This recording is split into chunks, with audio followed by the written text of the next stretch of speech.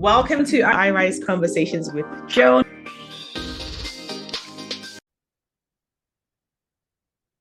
Welcome to iRise Conversations with Joan, where we discuss the journeys of people who have overcome adversity and achieved success in their lives. My name is Nwosu, and I'm the award-winning author of the book iRise, The 10 Secrets to Getting Up When Life Knocks You Down.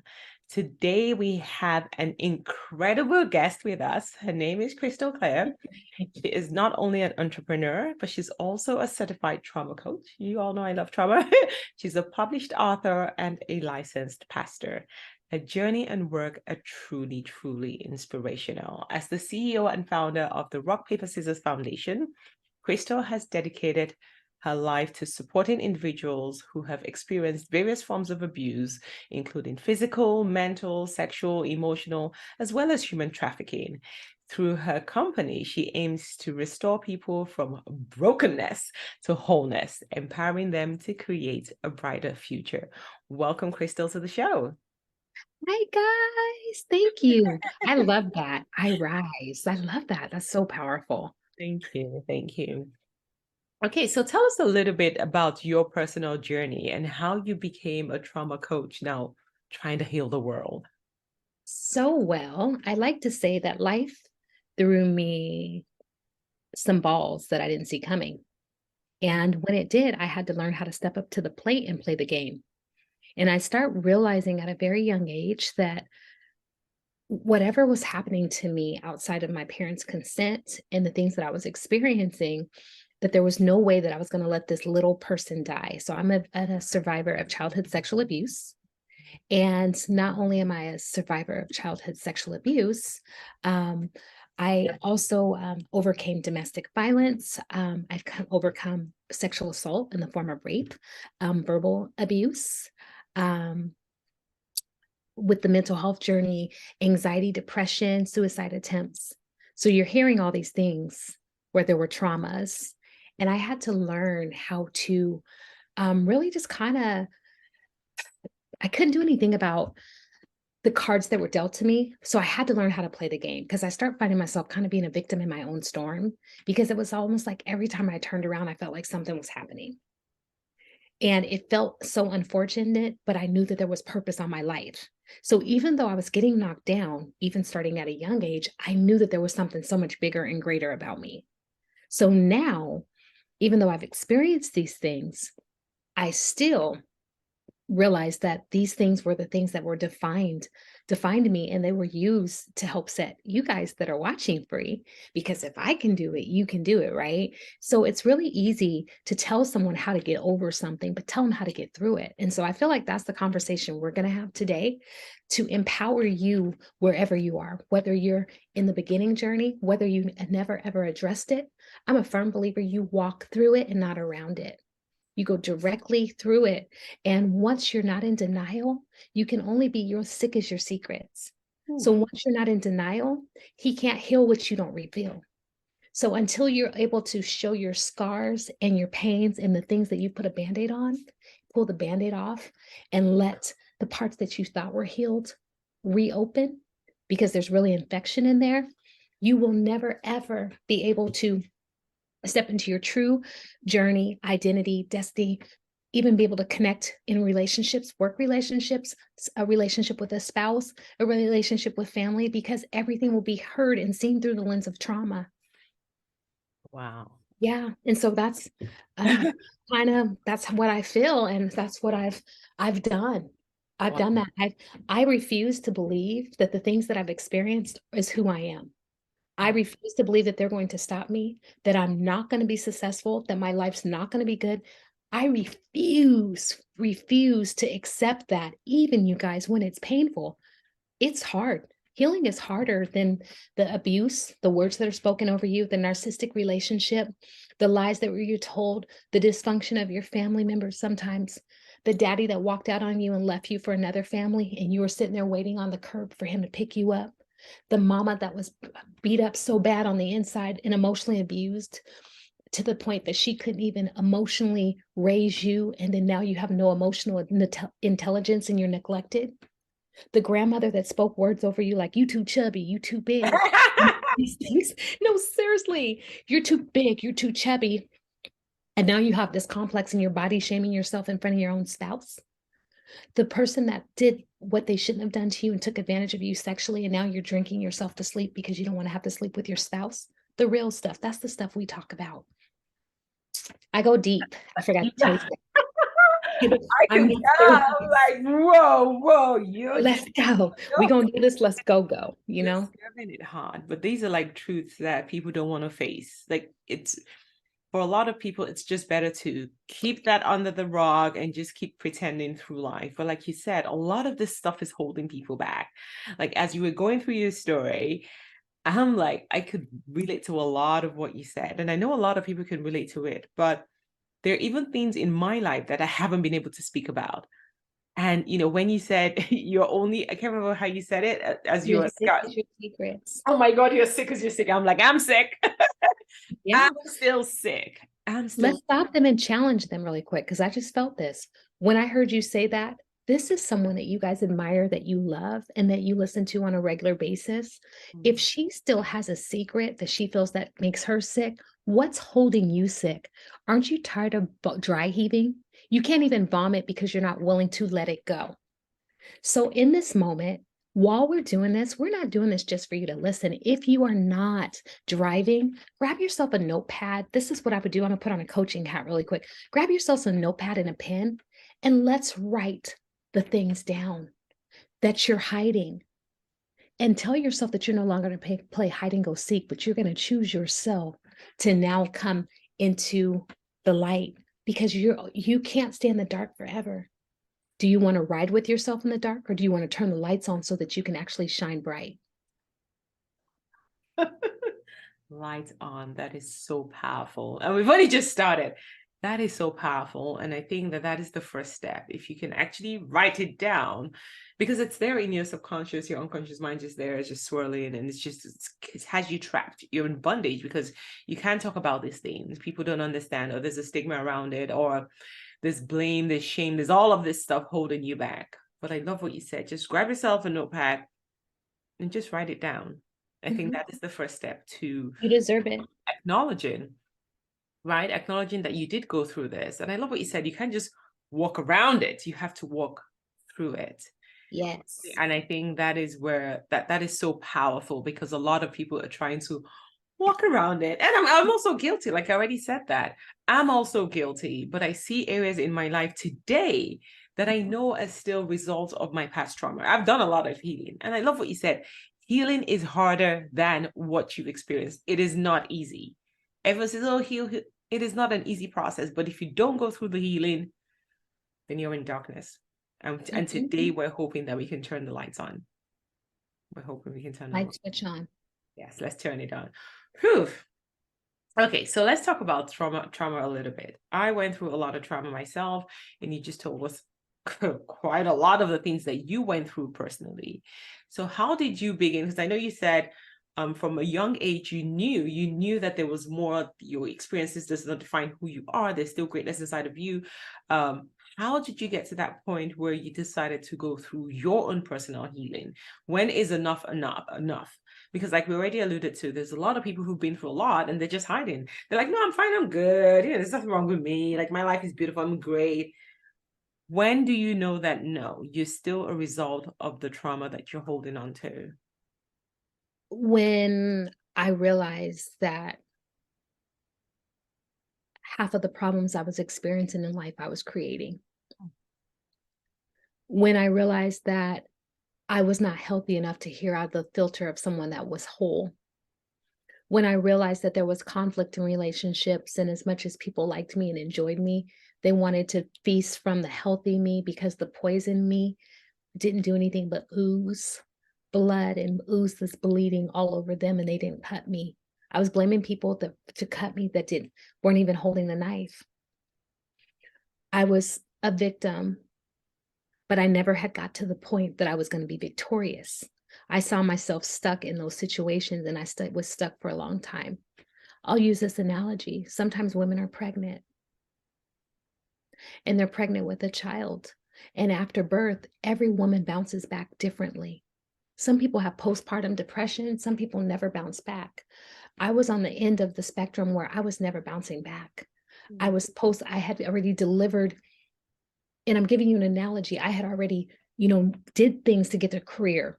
That would be the delivery of the baby, right? Like I'm making strides. I had got married, but nothing was changing. I wasn't finding joy. I wasn't a person that was receiving joy in my life. My life felt heavy. It felt dark. It felt like it was too much for me to carry alone. And that's where in my life, I'm a believer. Some of you may not be, but that's where for me, like in my faith came in, and where like God would come in. And but because of the disappointments, because of the trauma, because of the abuse, because of the betrayals, because I shared my stuff with all the wrong people, it was really hard for me to even trust God. Like I didn't trust anybody. And so I couldn't even depend on that, let alone a natural therapist that's sitting in front of me. I'm a firm believer of therapy all day long, every day. Everybody should have a therapist. I don't care if you're healthy. You should be checking in every 2 months or once a month, because a lot of times we even experience something called situational trauma. You may be carrying the load of your family members. Look at the world. You could go into a Walmart right now and find yourself in shock just because, trigger alert, I want to say this and be sensitive to anyone that may have experienced anything, but there's been shooting and gun violence, and now you're finding yourself with PTSD. Yeah. You're finding yourself with PTSD, and you're finding yourself with all these things. Wow. Do you kind of get what I'm saying? I do. I do. And I'm sure that if not everyone, I'm sure everyone can relate to what you're saying. There's a lot of suffering going on. There's a lot of lack of joy. There's a lot of, you think you're okay because you're making strides in life, but you're not okay. And you're not okay. Yeah. And I'll volunteer and I'll help the local Boys and Girls Club because I'm giving back. If I stay busy, then I don't have to focus on my real problems. I don't have to focus on the problem of why I have such a hard time trusting my spouse with a conversation, because I feel like he can't hear me. And it reminds me of the fact that when I was little, my daddy couldn't hear me. So now I'm blaming him for that. You know what? If I stay busy, I'll focus on the fact that I'm having flashbacks from this childhood secret that I'm carrying when I was abused. I will hold the secrets of the fact that, I'm feeling bad about myself, that I hid, that someone forced me to have an abortion that I didn't want to have, just to be able to stay in a relationship or be their girlfriend. And I feel like crap now. I want to say shame off of you. There's something called grace for all of you. These are the traumas that we have to unpack so that we can be real with ourselves. Do you want to go to your grave at 80 years old and never know who you really are? Or do you want to actually come into a place of living whole, shameless, and living life? That's something, you guys, on the other end to think about. That is something to think about. What's holding you back? Is it you? Is it what they're going to say? That's their highlight reel. Social media is fake. Why are you getting caught up in the mental merry-go-round? You're getting on a horse every day and riding a ride that does not belong to you.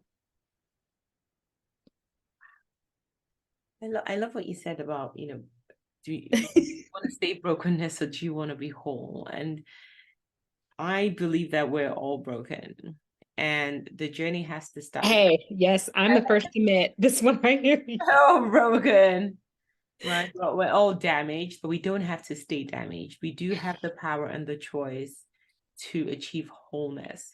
And so people might be listening and saying, no, you don't know my story. No, no, no, no, no. I'm beyond repair. I'm never gonna whatever, never, never the yada, yada, yada. And then you're stuck in that victim mode that you were talking about. How can people start to, first of all, believe that they can be whole again and then get on that journey? Well, the first thing that you have to do is stop feeling like being a victim is getting you more attention than being healed. Because if you want to be codependent, you want other people to nurse your wounds all the time. I've been guilty of it. I'll have really bad things going on or have things that are happening. And I know that the attention from the brokenness or the pain is going to garner me more support, then I can just numb it again. I can put a Band-Aid on it again. So to step into really believing, you first have to come out of denial. And we can do that right now together. What is it that you're telling yourself to be okay? What's the lie that you're telling yourself so that you can continue to just fake it? Honey, I'm not about fake it till you make it. I'm talking about dress it, feel it, and then move. I don't care if you're crawling. Just put your knee on the ground and don't quit. If it takes you 15 years to get to the finish line, you didn't quit. But if you don't ever start, then you're a quitter. You owe to yourself freedom. This country is about freedom. So why would you hold your own self hostage? That's how, when you say, I deserve a true drink of authentic relationship with myself. I deserve peace. I deserve healingness and wholeness. I deserve self-care. I deserve to have boundaries. I deserve to choose my best yes. And my no that offends you is based off the fact that you can't deal with the fact that I'm now healing. And now it's caused you an inconvenience because my brokenness has been rotated into your need to be able to serve you out of a place that I can't give from. You're benefiting off of my brokenness. Have to stop feeling the need to feel needed when you don't have anything to give. You're depleted. What are you going to do? Pass out? Or are you going to be your own lifeline? You have to switch your mindset and you're going to say, I don't know how I'm going to do it, but I'm going to go piece by piece, step by step, and I'm not quitting. No matter what nobody says, I'm not quitting. And yes, it's not fair, but you know what? There's other people right here, me and you, that have been through this and they didn't quit. So I'm going to take the same power that they have and let it inspire me.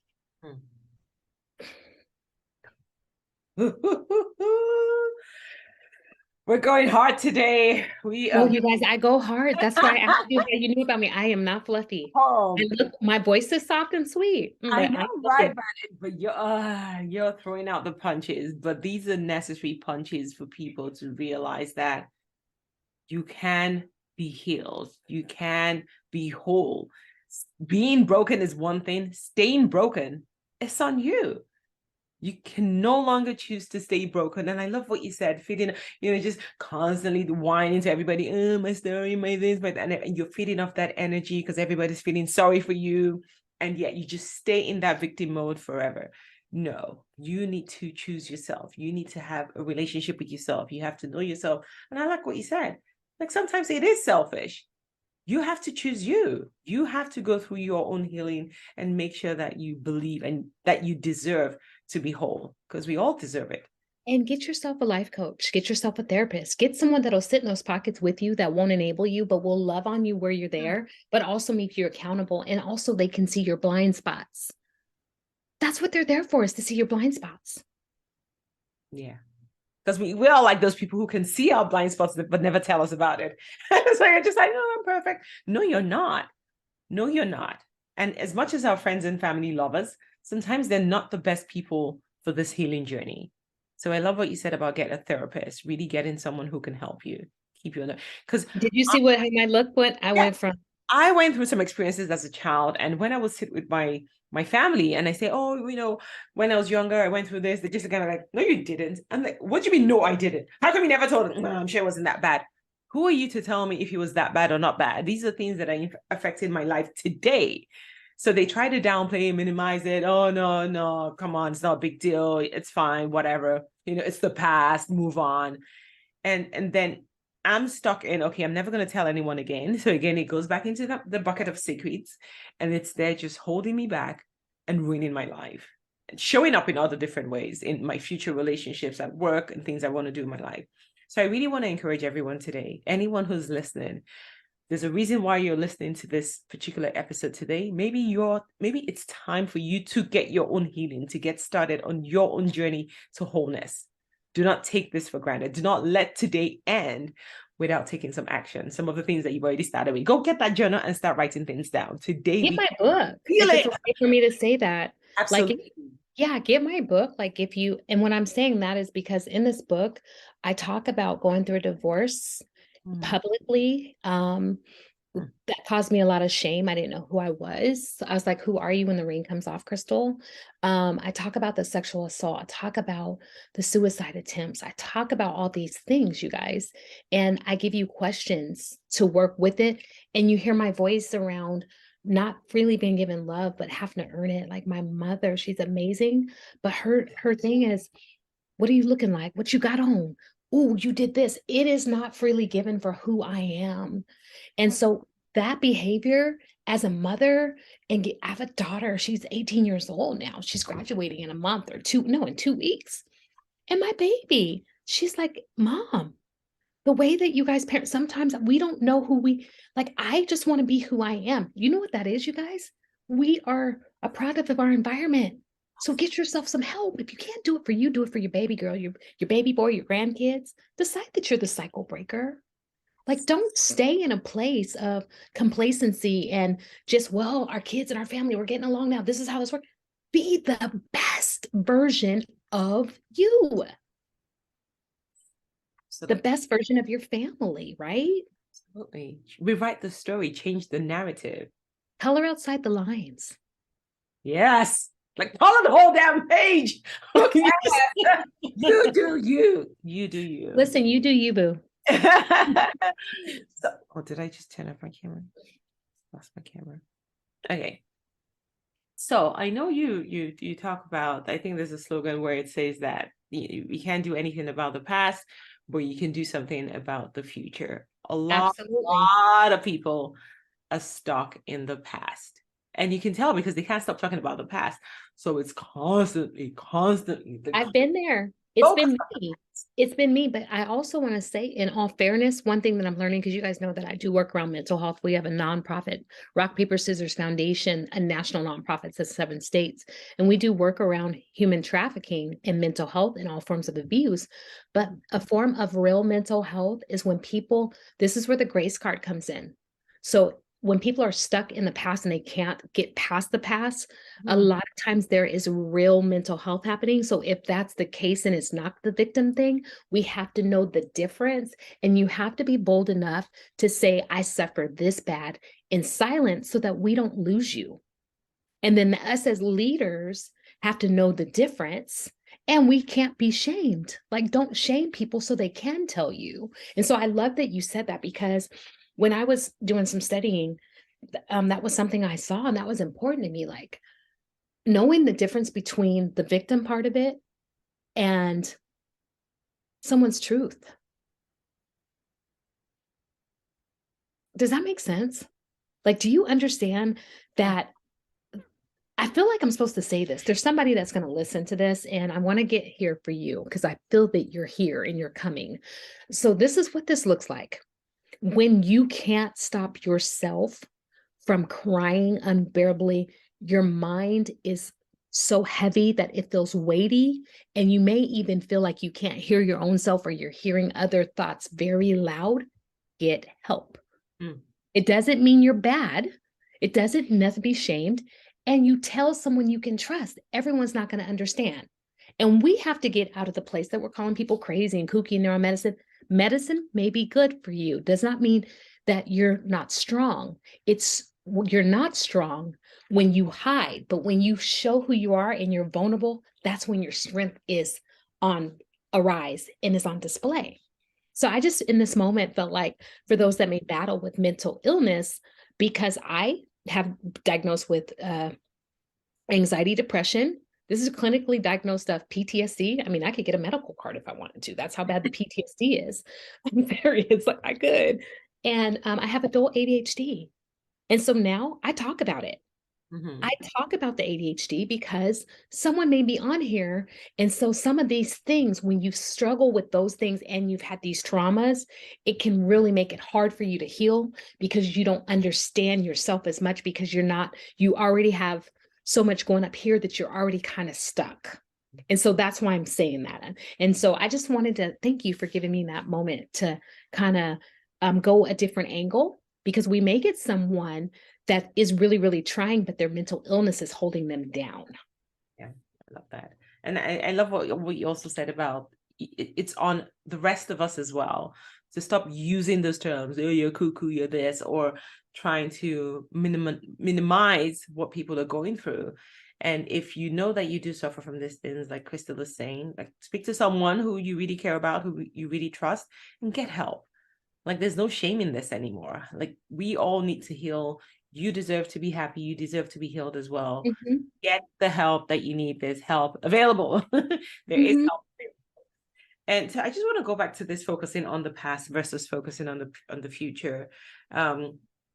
So for those who just enjoy staying stuck in the past, and there's just some vicious cycle, they're not really able to move forward. But now they're saying to themselves, okay, so I hear everything you're saying today. I do want to move forward, but I've never been able to focus on the future because I don't see any future. I'm just like, all I remember, all I keep attracting me is what I've been through. And that has become my story.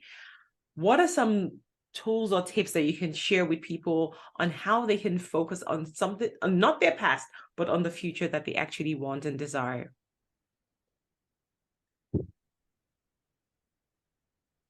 That was a mouthful. It's not a hard question. It just was a mouthful. Break that down one more time. Exactly. What are some tools that they can do to focus on the future? Yeah, and the future that you want as opposed to the past that you don't want. Got it.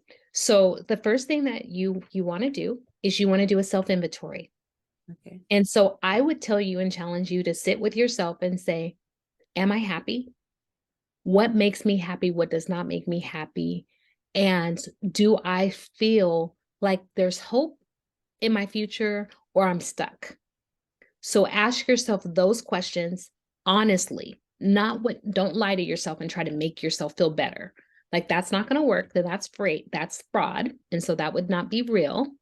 And see what yourself is saying, and then look and say, what can I do to incorporate spending time with myself to make myself a priority so that I can literally be responsible for my healing journey. So to me, that looks like getting your self-care scheduled in on your calendar where you decide to sit quiet, you decide to journal so that you're journaling and you're making peace with yourself and with your thoughts on paper. And then you're releasing, you're not holding everything in, you're not stuffing it in. So you're not blowing up at people all the time because you're acknowledging that there's stuff going on. Then I would also say, would I benefit from a safe place to talk to someone? Do I feel like the people around me can actually hear me? Do I feel like I can share vulnerably, or do I feel like I'm being judged? These are questions I would ask myself. Then I would say, do I feel like on my own, I'm capable to get a better quality of life? And do I see my life getting better? And once you answer these questions honestly, there's journaling, there's programs like Celebrate Recovery, there's therapy, there's for example, I have a trauma group and I'm good at that. Like I'm really good. Seriously, like the results in there is bananas. I have people that have been on the streets and prostitution. I got four licensed therapists that I'm their coach. I have a pastor in there. I have people that don't know if they really believe in the Lord. Like it's all mixed up. But the thing that we do have in common is that we believe that there is unity and community, and that we have a safe place to share with like-minded women. And some of them aren't like-minded when they first get there, but after we get to going, that we can all be better together because we're better together. And so those are some of the things. And then I would also encourage yourself, go to the spa, like go get a massage, go walk. You may not have a lot of money, go walk. Literally walk. I had to walk this morning. That changes the trajectory of my mental health, period. I've got myself around some water. Get your body moving. It's not an option for me because of the mental health stuff. I have to get to moving. Get your body moving. Get yourself going. I'm a single lady. I'm divorced now, unfortunately, right? Divorced. I didn't plan to get divorced. I've been divorced for 4 years, I believe. Now I'm stepping back into the discovering dating. Well, I'm not. I mean, someone will date me. I'm sure someone's going to approach me at some point. This is like sucky. I hate it, but someone will approach me at some point. Tell yourself that there's hope. I'm telling myself that all the things that I believe that are coming to me are coming. Yes. I may not see them now, but they're coming. This was a tough week for me too. What I'm telling y'all, I had to go ahead and be able to cry. I took a picture of myself at the worst point and stage of the game so that I can remind myself where I don't want to go back to. Mm. Document the journey and count your small victories. Don't expect to have it all together all at once. Stop being so hard on yourself. You have nothing to prove to anybody but yourself, self-love. Schedule in your self-love day every Monday. And if you're on a budget, go get $5 Dr. Teal's, get a bubble bath, keep a candle. These are stuff I do. We have Dr. Teal's closets here. Me and my daughter, we go get candles. Actually, what I'm going to tell her is this evening, we're going to go get candles. We're getting self-care stuff. I'm Ah, all about that life. I am probably the biggest self-care. I remember there was a time with my self-care. I literally last month or the month before, everybody's like, man, you're staying getting a facial, you're staying in the spa. I said, I have to. It is not the fact that I'm just, I budget that in and I mm, sacrifice other things. So yes. you may see me at Starbucks all the time because I want to, and sometimes there you can go get a London Fog, Earl Grey and the vanilla um, The creamer. And chocolate vanilla, yeah. but what I'm doing here at home is I have a pretty mug and I'll just do the Earl Grey at night, like and go sit on my deck. Then that way that's money that I could spend on something else I care about. Maybe it's as simple as, you know, now these are things, and you may not be into makeup, you may not be into nails. You may simply want to go get a new pair of gym shoes because you want to shoot hoops outside, but just do something for yourself that brings you peace. Ride a bike. Mm, Don't isolate. Whatever you do, don't isolate. mm. You're not to do life alone. I know that no one else can do the inner healing work for you, but that doesn't mean you're supposed to do it alone. Wow. So many. I asked for a few tips. I think we just got a bucket loads of tips. I love the self-care one because I think everybody deserves it. I prioritize my self-care too. And like you said, for me, it's not optional. I know how I feel if I do nothing. If I don't move or I just stay in front of the TV and just cry and feel sorry for myself, I know what kind of week I'll have. So little things, it doesn't have to be expensive. The Prioritize. ugly cry. Mama's like, Journal. Self-care. Take a picture when you're at your lowest and just say to yourself, I never want to go back there. I love that one. I'm going to do that when I'm feeling very low. But these are tips. I know we're joking about it now, but these are tips that could change your life. These are tips that can help bring you out of that dark hole that you're spiraling into. Like Kristal said, yes, the healing is on you. You're going to have to do the work yourself, but you don't have to do it alone. There are groups out there, communities, like Kristal's told us about her trauma group that can help you it's start your healing. virtual. Would you? And it's virtual. There you You go. get on a Zoom. You literally get on a Zoom. In August, we're starting subscription. So it's going to even be more reasonable. But I do one-on-one coaching. I get you good and right. I can probably, honestly, shave 4 to 5 years of therapy off of your life in one session, and then you go see your therapist. And that is the honest truth. Look at that. So no excuses. I'm going to be sure to include Kristal's details in the show notes so that you can get started. If you can shave up 4 to 5 years of therapy in one call, geez, come on. What are you waiting for? It's kind of a no-brainer. No excuses, no excuses. Okay, so quickly, I want to touch on human trafficking because it's not a topic that too many people talk about. Mental health, illness, these days people are talking more about it. Different types of abuse, we talk about it, but human trafficking, I don't think that we still talk about it. So what are some of the things that can make us, maybe for the survivors, first of all, the people who are going through it, because there's still a lot of stigma, like we've talked about these things. What are some of the things that survivors can do? And what are some of the things that we, who maybe we're not going through it, we can be more observant, more diligent to see when human trafficking abuse is happening and what to do about it? So human trafficking is right in your own backyard. It can be your niece, your nephew. And so I say stay alert and be safe. If you see something that does not look right, for example, I'm going to use this example. I was with another community leader and we were eating on Friday at a Mexican restaurant, and a girl came in and I picked this stuff up like this because I've rescued before. So I know the signs of this stuff. And she was with a gentleman that was quite a bit older than her. I would say she was probably about 18 to 21. not even 21. She probably was 19. He looked like he was about 33, 34.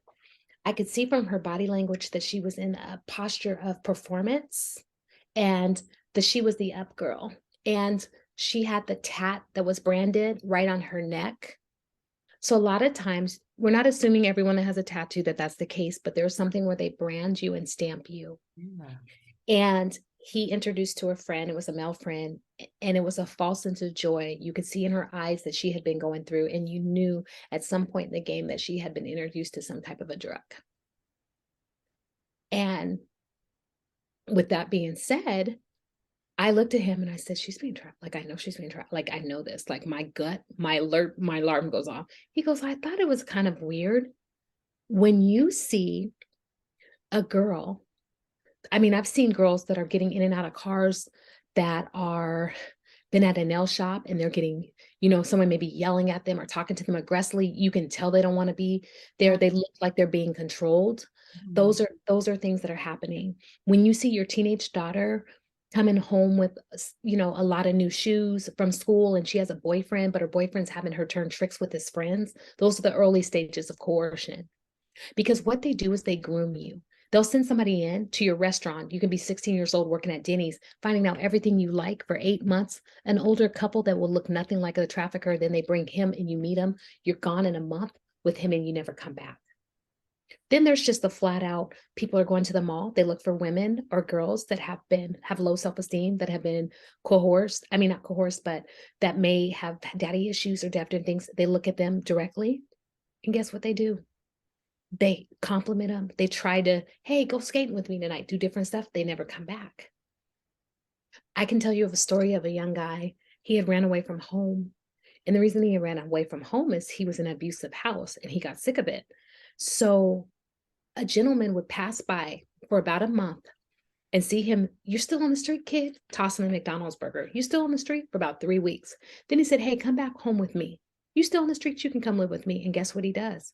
He takes that young boy, has him live with him, and then he puts him out and has him trafficked. It's a prey on the weak. A lot of times, not all the time, guys. Yes. They will go for vulnerable people, foster care, low self-esteem, sometimes overly gullible people. There is the Polaris number, which is a national number, statewide, 1-888-BE-FREE or 1-888-BE-FREE. And you can report, a tip. They may be looking for somebody and you just give a tip to what's going on. Literally. So those are some of the types of things we and my nonprofit Rock, Paper, Scissors Foundation, it's rock no matter what you throw at me, paper. No matter how you crumble me, scissors. No matter how you cut me, I'm an overcomer. And so at Rock, Paper, Scissors, we just wrote a curriculum. And so our due diligence and our job is to get this in the schools because this curriculum is very meaty. It's 12 weeks. It has a teacher's instructor guide. It has lots of chapters and it's going to help lots of people. And we did not only do it around human trafficking, we merged mental health, human trafficking, mental health, and also made sure that it had a voice to the urban community. Oh, that's phenomenal. And Yeah. that's in the schools for 12 weeks, the curriculum. We just finished the curriculum. So now we're shopping it to schools like we could get more. Like it could go there. Like if you were connected to a school and they bring it in as programming or the teacher can make it, where it's a credited piece of something that they have to learn.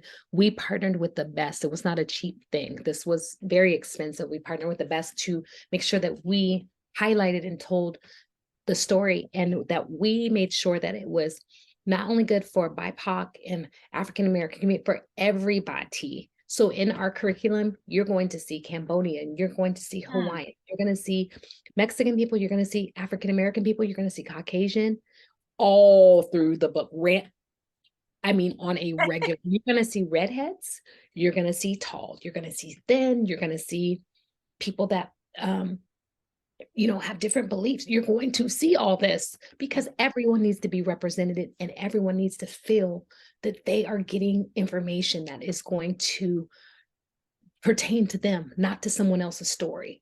Yeah. Because it doesn't look like what they're saying. It looks like me and you. It looks like our nieces, our nephews. It looks like y'all on here. Amazing. Well, congrats on that. Wow, that is phenomenal. And I'm sure, like, I grew up knowing nothing about any of these things because it was not taught anywhere. And my parents didn't teach me either. So this is really, really, this is groundbreaking. Like, this will help and save a lot of people from going through some of the experiences that we just talked about. But I want to say, like, how you were describing the trafficking and how to some of the telltale signs, like you broke it down so beautifully, and I think it's on us, everyone, to stay alert and to be vigilant in this world where we're constantly on our phones just looking down. No one cares about what's happening to the next person. It's on all of us to take care of each other. Be more observant, be vigilant. If you see something, say something. Don't just say, well, it's none of my business, I don't care. No, it's your business.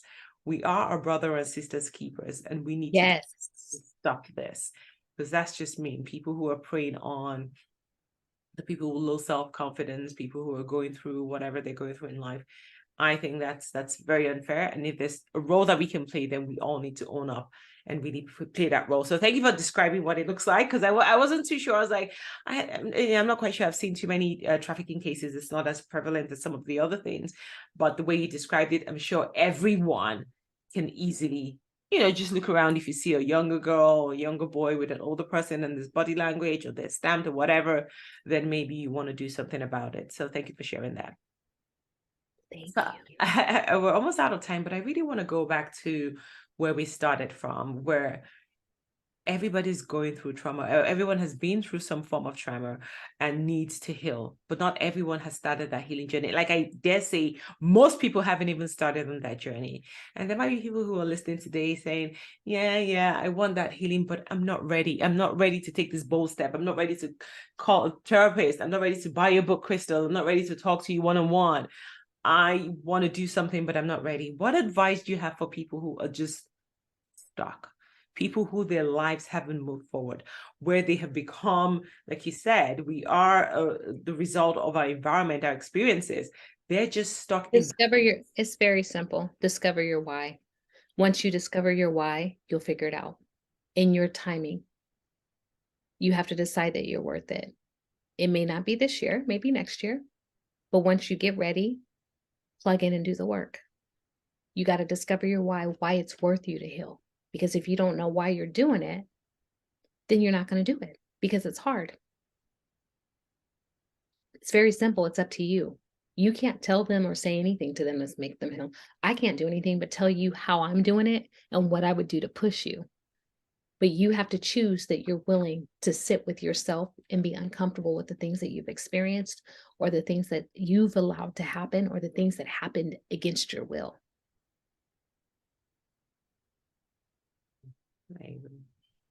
It may not seem simple, but it is. We all have a choice. Yes. And you have to choose you, even if you don't like you or what you've been through. The more reason why you should choose you, because now you know that it can be better. You know that there's help available. We've talked about different things that can be done for you to have a different life if that's what you desire. But I love what you said, Kristal. It is up to you. If you're listening and you know that you're currently struggling, figure out your why. Why do you want to heal? Why do you need this now? And if you're not ready, you're not ready. There's nothing anybody can do about it. You have to make that decision today that you want to change your life. And when you're ready, there's help available. I will be sharing all of Kristal's details with each and every one of you, so that if you're ready to go on that journey, first you can get her book if you want to learn more about the work that she does, some of the healing. Like she said, she has some questions in the book that can help you get started on your journey. But if you really want to get to that level where there's a safe community for you to speak your truth and speak about the things that you've been through, then she does have that available as well as her one-on-one coaching. Any final words, Kristal? Today has been, I feel like I've been punched. I feel like I need to take a nap after this. It was just like, whoa. I want to say, shame off of you. I believe in you. That's something we say. We have sweatshirts that say shame off of you. We trademarked it. I love I that. believe in you, not shame on you, but shame off of Shame you. off you. Your best days are ahead. And my book is called Shattered Glass. The new book I have coming out is From Shattered Glass to Kristal Klear. So tap into the journey. You can follow us on Instagram at Rock Paper Scissors Foundation or Kristal Klear, Kristal, Clear, Klear. Of course, I have a website, kristalklear.org. We have a Rock Paper Scissors Foundation on Facebook. Kristal Klear's on Instagram. Tap in, get connected. You're better. We're better together, and you deserve healing. We all do. Thank you so much, Kristal, for being here. And thank you to everyone for listening. And I do hope and pray that you take action today and you heal from whatever trauma is holding you back so that you can have that bright future that you love and you desire. Thank you so much, Kristal, for being here with us. And thank you to all my listeners. I will see you same time next week on iRise Conversations with Joan. Thanks for listening.